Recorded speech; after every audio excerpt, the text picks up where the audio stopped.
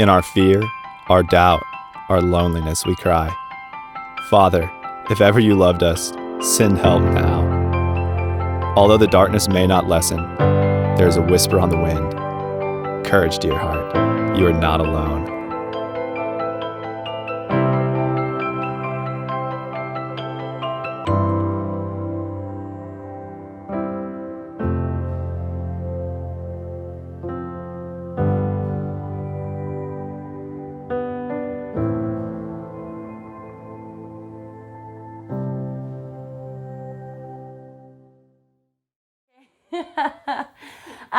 I'm Blythe Westfall.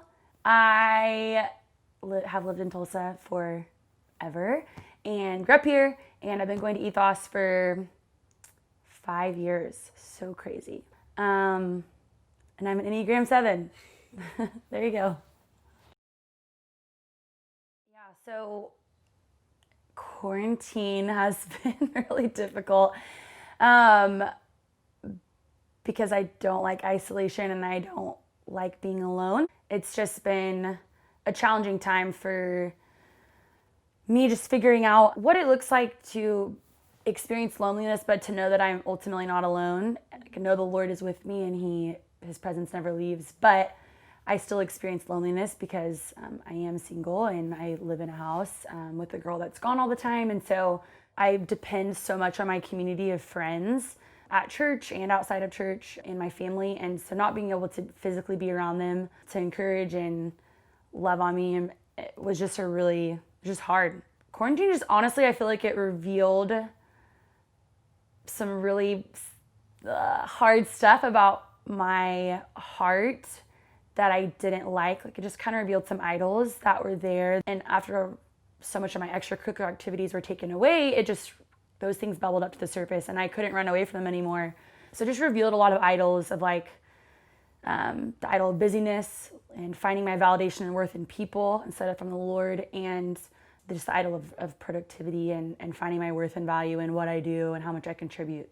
So I would say productivity was probably first, that and busyness, because I am such a go-go person and I'm single, so I have a lot of free time outside of work and I'm not tied down. And so I just tended to fill my schedule with things, which those are great things. Like it's good to have friends and activities and hobbies, and I do find joy in them. And I think you can glorify the Lord in those things. But I think when they were stripped away from me, it revealed that I was finding my worth, let's say, for instance, like in, I don't know, exercise or athletic ability, because that's something I love to do. I just think it revealed that I idolize my body and self-image and finding my worth in how much I work out or eat or don't eat or whatever. So that would be one. And then just I'm so used to checking off to-do lists. I think a lot of us are to-do list people, and it brings us a lot of fulfillment to check off a list. It's hard for me to admit that, but when that was taken away because I didn't have a bunch of tasks to do, you just feel this lack of purpose, which isn't true, but that's what I felt. Learning what true rest and Sabbath is just it's really hard, and it's so countercultural to what our world says it is. And so this has been such a season of learning to rest and trust and surrender. And I used to always just associate rest with physical rest, sleeping or whatever. And all those things can be beautiful and very rejuvenating for mental health. But there was a point that I hit 4 to 6 weeks in when I realized, okay, this is real. This is happening. We're going to be in this for the next 3 months or something like that. So much of my life has turned upside down. Yes, I have a job. I have this consistent place I'm going 8 hours a day.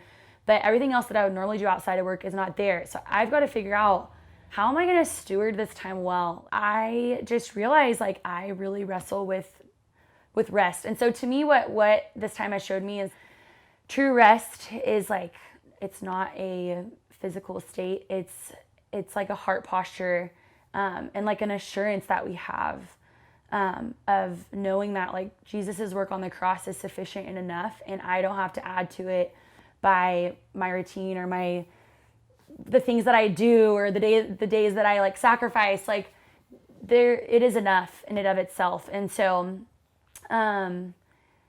this time has just revealed to me that over the course of my life, really, I have tried to form like systems and processes that I believe will give me true rest. And here we are, 14 weeks in, and it's very obvious that those things don't give you true rest. They don't. We can only find rest in Jesus and his work on the cross, and resting in the promises and the truth of who he is. Jesus is Lord. He is who he says he is. He's a sovereign over my life. He is going to take care of me. He goes before me. He goes behind me. He is for me. Like all these promises that scripture says.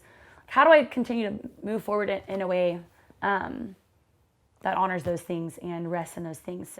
I would say that's still something I'm working with, because now that stuff is opening back up, I'm like, how do I continue to move forward in a way that honors those things and rests in those things?